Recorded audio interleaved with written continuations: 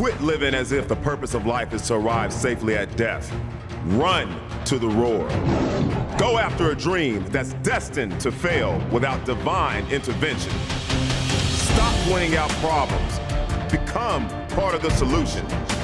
Stop repeating the past and start creating the future. Face your fears. Fight for your dreams. Grab opportunity by the mane and don't let go. Live like today is the first day and last day of your life. Blaze new trails. Live for the applause of nail-scarred hands. Dare to fail. Dare to be different. Quit holding out. Quit holding back. Quit running away. Chase the lion.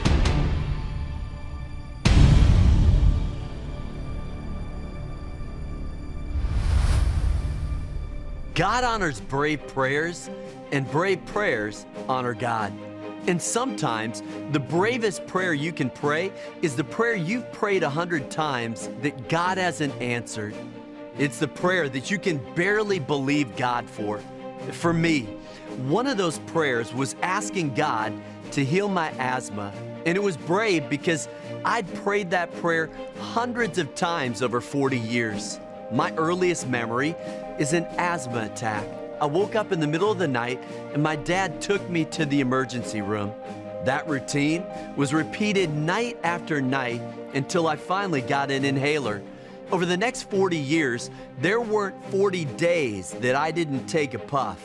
I never went anywhere without my inhaler. I played basketball in college, but I did it with an inhaler in my sock. When I went to sleep at night, there was an inhaler underneath my pillow. If you add it up, I spent at least 3 months of my life in the intensive care unit. When I was 13 years old, I was in the ICU and they issued a code blue. I thought I was taking my last breath, but I eventually pulled through it with the prayers of my parents and my pastor. A week later, Pastor Paul McGarvey and a prayer team from Calvary Church in Naperville, Illinois, came over to our house. They laid hands on me and they prayed that God would heal my asthma. God answered that prayer for healing, but not in the way I expected. When I woke up the next morning, I still had asthma, but all the warts on my feet had mysteriously disappeared. Not even kidding. Now, at first, I wondered if God had made a mistake. Maybe signals got crossed between here and heaven. I couldn't help but wonder if there was someone somewhere who was breathing great, but still had warts on their feet. I was a little confused, but that's when I heard the still small voice of God. It wasn't an audible voice. It was spirit to spirit, but it was loud and clear. The Spirit of God said, "Mark, I just wanted you to know that I'm able." And He's not just able. He's able to do immeasurably more than all we can ask or imagine according to His power that's at work within us. On July 2nd, 2016, we started a new series of sermons at National Community Church called Mountains Move. There comes a moment when you need to stop talking to God about your mountains and start talking to your mountains about God. So I challenged our church to pray the bravest prayer, a lion chaser prayer. One of my heroes is Teddy Roosevelt. In fact, I've read more biographies about Teddy Roosevelt than anybody else. And I think one of the reasons why I love Roosevelt is because he had severe asthma like I did. In fact, some of his earliest memories are his father carrying him around their Manhattan home in the middle of the night because he couldn't breathe. And it was when he was a young boy that his father said, "Theodore, you have the mind, but you don't have the body. And without the body, the mind can only take you so far." His father said, "You're gonna have to make your body."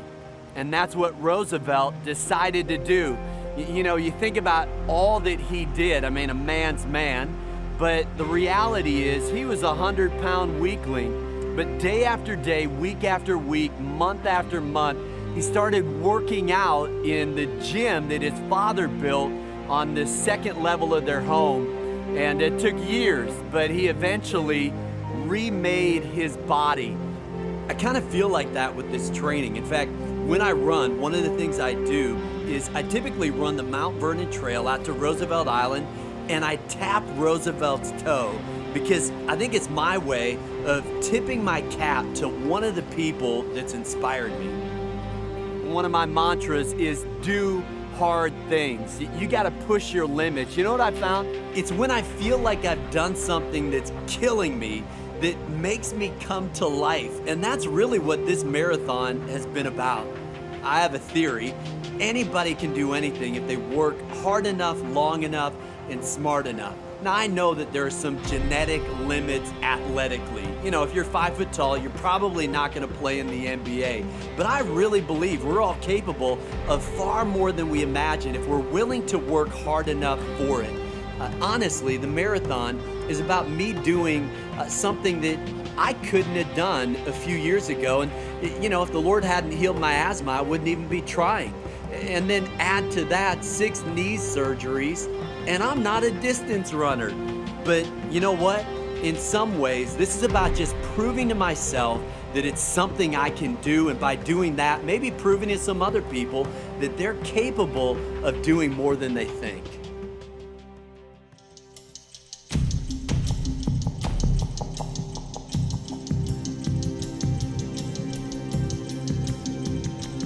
What is the bravest prayer that you could pray? You can ask God to move that mountain. I came to a point where I said enough is enough. I've stayed at this mountain long enough. Now here's the thing. You don't get to tell God when and where and how the miracle happens.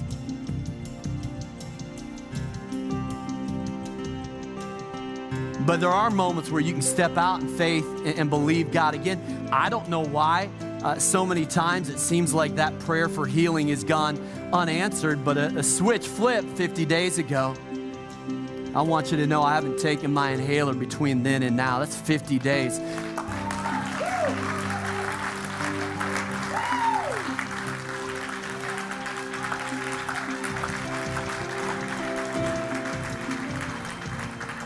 If you add up all the days over 40 years that I haven't taken a puff of my inhaler, it wouldn't add up to 50. My legs are cramping, but I haven't lost my breath once. Thank you. Gonna finish this thing. It's so unbelievable and so unexplainable to me. But that's what a miracle is, right?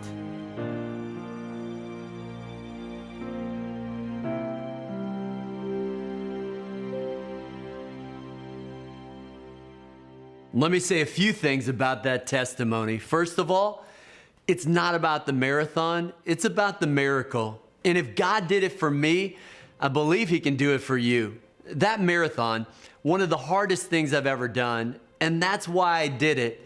But one of the lessons I learned is this: the key to finishing the race is running at the right pace. I have no doubt that Benaiah was sprinting at full speed when he chased that lion into a pit. But Benaiah's life isn't just about one act of courage. It's about long obedience in the same direction. Yes, it took incredible faith to chase the lion, and that opened the door of opportunity, but it was his faithfulness over 40 years that positioned him as commander-in-chief. We overestimate what we can accomplish in a year or two, but we underestimate what God can do over 10 or 20 or 40 years. In 1963, Israeli archaeologists excavated Herod the Great's palace at Masada. Inside the fortress, they found skeletal remains and ancient artifacts, but the most curious find was a sealed jar with seeds preserved inside it. Radiocarbon dating gave them the age range between 155 BC and 64 AD, so somewhere in the vicinity of 2,000 years old. Researchers also figured out that those seeds belonged to an extinct species of trees called the Judean date palm. Well, they put them in storage for 40 years at Bar Ilan University in Jerusalem. Then in 2005, 3 seeds were planted in the Arab desert. 8 weeks later, one of those seeds sprouted, the oldest seed to be successfully germinated. So they named it Methuselah after the oldest person in the Bible. By 2008, that one seed had grown into a 5-foot tree with a dozen leaves. It flowered for the first time in 2011, and at last measurement in 2015, Methuselah was a 10-foot tall, pollen-producing Judean date palm. In the field of botany, there are 2 categories of seed, orthodox and unorthodox. What sets an orthodox seed apart is its ability to survive. Now, an unorthodox seed can't survive below 10 degrees Celsius, but an orthodox seed, it can survive a drought, survive a glacier, or even 20 centuries like Methuselah. During this series, we've been talking about chasing those 500-pound dreams God has put in your heart. Those God-sized, God-ordained dreams are orthodox seeds. Even when it seems like a dream has died, it can still spring back to life. Even when you die, your dreams do not. Long after you're long gone, your dreams have the potential to impact nations and generations. You may think I'm overstating the power of a single seed, but if you do, I think you're underestimating the God who is able to do immeasurably more than all we can ask or imagine. Our faith earns compound interest for eternity. We live in a culture that seeks 15 minutes of fame. In God's kingdom, it's all about faithfulness. It's about long obedience in the same direction. We live in a culture where things happen at the speed of light. In God's kingdom, things happen at the speed of a seed planted in the ground that has to take root before it can bear fruit. So you can't just dream big, you also have to think long. Here's the good news. God is preparing good works in advance. And if we plant and water, God will give the increase. He who began a good work will carry it to completion. We tend to think right here, right now. Faith is thinking about nations and generations. We tend to pray ASAP prayers as soon as possible. We need to pray ALAT prayers as long as it takes. We tend to think that what God does for us is for us, but it's never just for us. It's always for the 3rd and 4th generation. He's the God of Abraham, the God of Isaac, and the God of Jacob. Galatians 6:9 says, "Let us not become weary in doing good, for at the proper time we will reap a harvest if we do not give up." You cannot break the law of sowing and reaping. It will make or break you. But if you keep doing the right things day in and day out, God is going to show up and show off.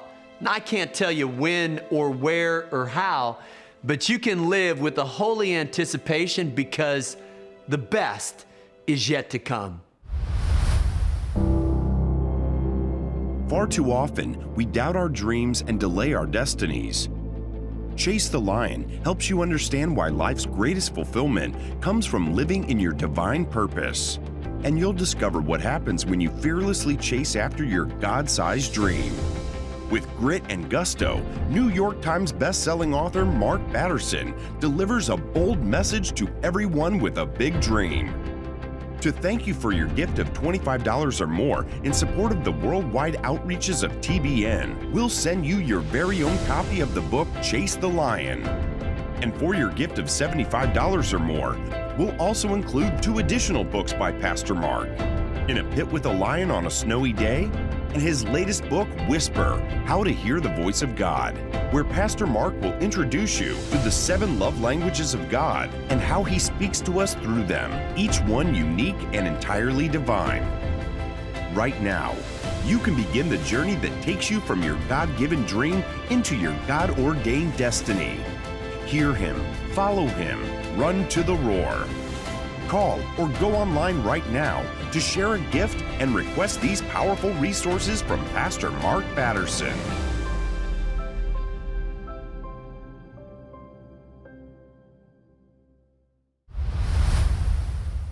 When the Russian comedian Yakov Smirnoff immigrated to the United States, he said that the thing he loved most about America were our grocery stores. He said, "I'll never forget walking down one of the aisles and seeing powdered milk. Just add water and you get milk." Right next to it, he found powdered orange juice. Just add water and you get orange juice. Then he saw baby powder and he thought to himself, what a country. We want powdered dreams. We want powdered miracles, powdered promotions, powdered blessings, and powdered promises.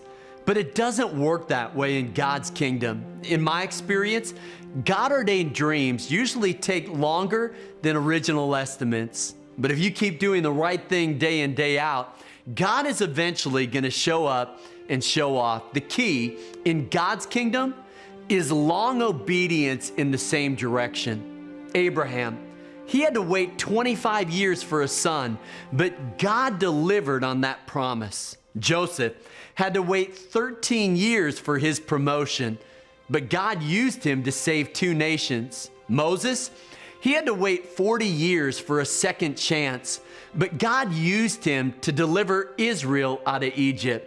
And Joshua, he had to wait 40 years because of everyone else's lack of faith, but he eventually led the people of Israel into the promised land. We have a tendency to put our timelines on God, but that isn't the way it works. One of the biggest mistakes we make is thinking in terms of one generation. It's not only short-sighted, it's selfish. Let me say it again.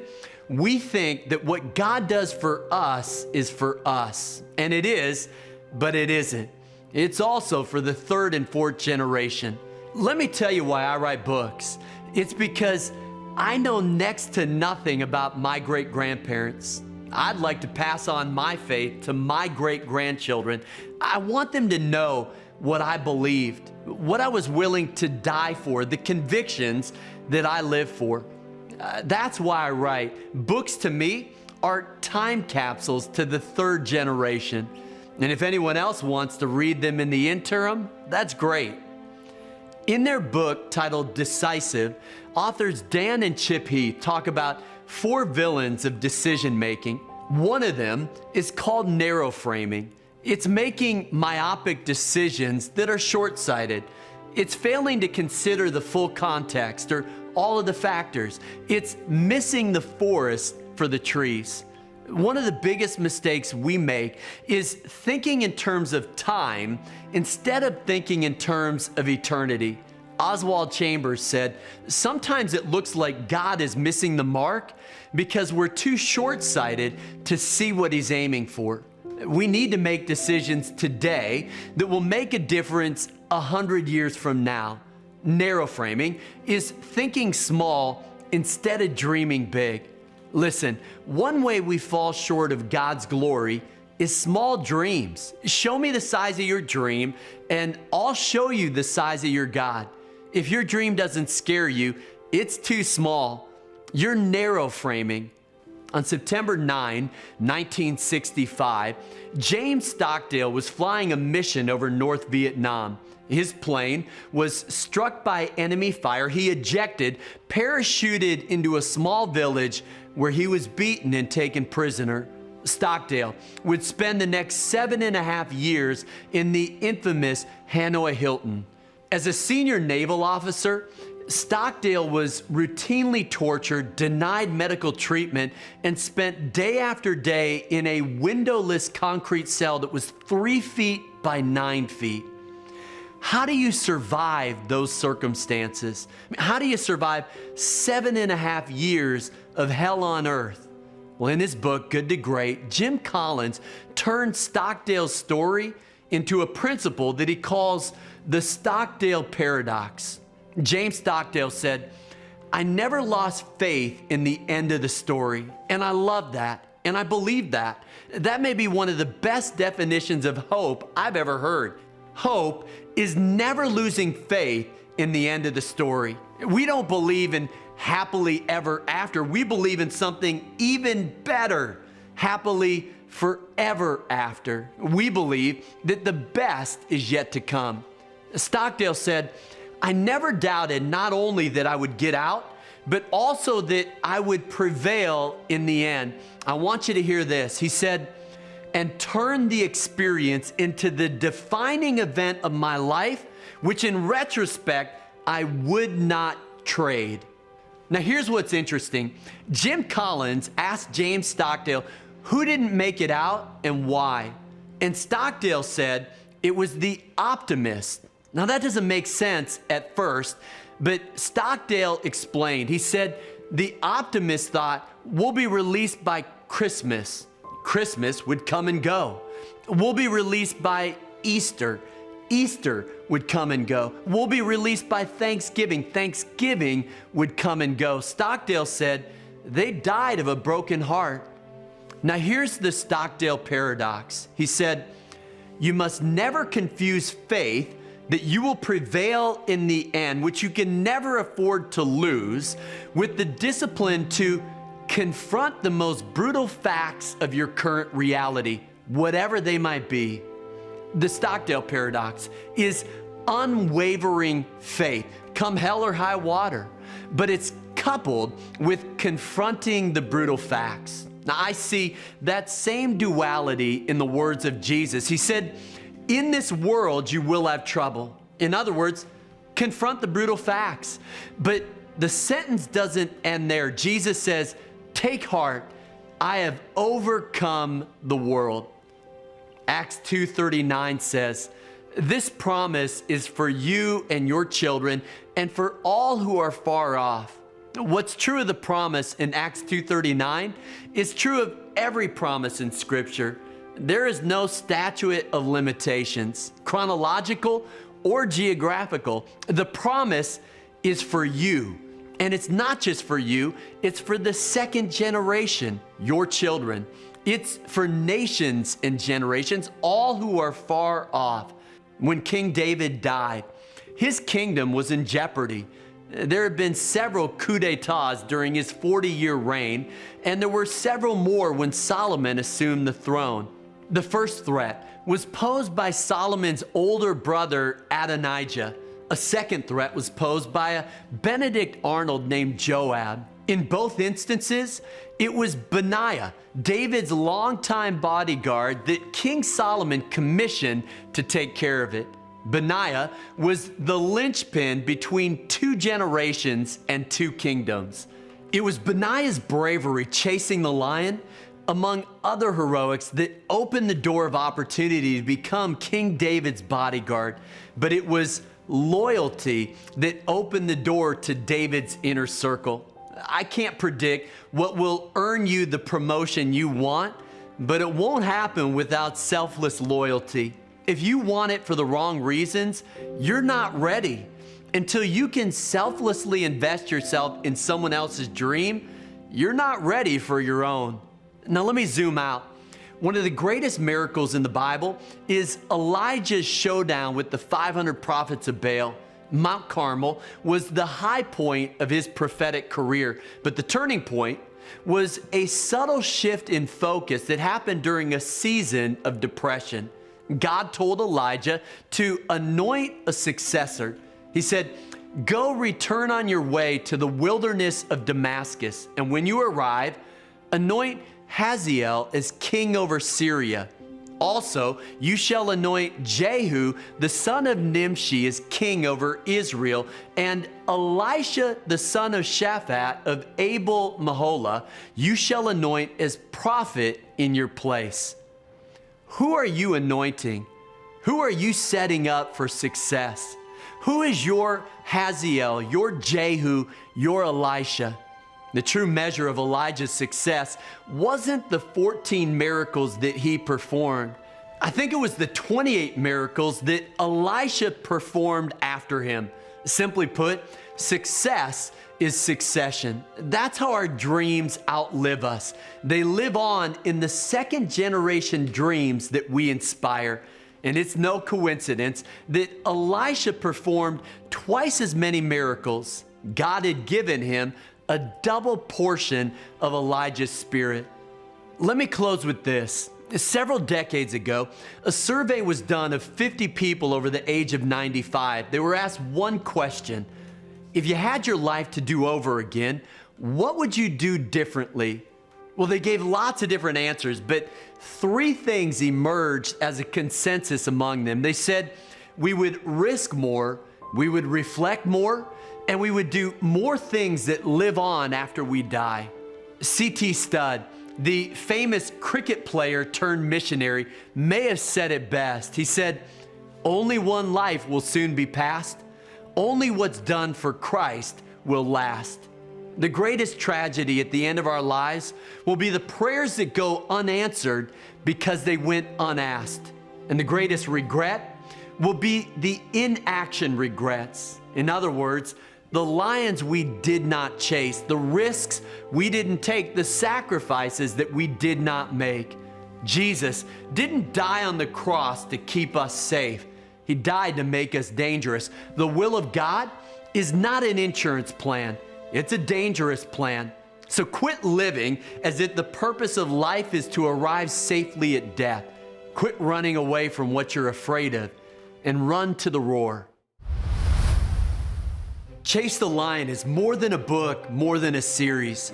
It's a call to action. Here's the good news. You're one decision away from a totally different life. But here's the challenge. You've got to quit running away from what you're afraid of and run to the roar. Far too often, we doubt our dreams and delay our destinies. Chase the Lion helps you understand why life's greatest fulfillment comes from living in your divine purpose. And you'll discover what happens when you fearlessly chase after your God-sized dream. With grit and gusto, New York Times bestselling author Mark Batterson delivers a bold message to everyone with a big dream. To thank you for your gift of $25 or more in support of the worldwide outreaches of TBN, we'll send you your very own copy of the book Chase the Lion. And for your gift of $75 or more, we'll also include 2 additional books by Pastor Mark: In a Pit with a Lion on a Snowy Day, and his latest book, Whisper, How to Hear the Voice of God. Call or go online right now to share a gift and request these powerful resources from Pastor Mark Batterson.